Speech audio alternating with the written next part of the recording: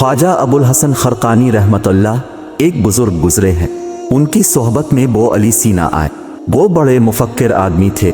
हजरत ने अल्लाह अल्लाह के जिक्र के फ़ज़ाइल गिनवाए कि इससे इंसान के दिल को सुकून मिलता है, परेशानियां दूर होती हैं, आफात से इंसान महफूज होता है, ईमान मजबूत होता है, सेहत मिलती है, रिस्क में बरकत होती है, उम्र में बरकत होती है, इल्म में बरकत होती है और अल्लाह ताला की तरफ से रहमतें आती हैं।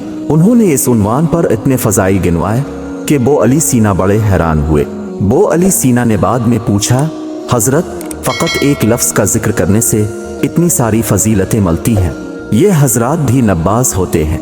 चुनांचे ख्वाजा अबुल हसन खरकानी रहमतुल्लाह ने उन्हें इसी भरी महफिल में फरमाया, ए गधे, तुझे क्या पता?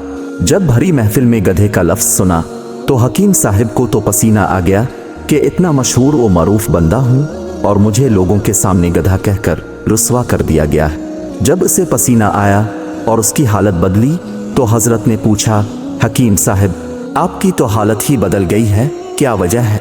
उन्होंने कहा, जी अपने लफ्ज़ ही ऐसा बोला है।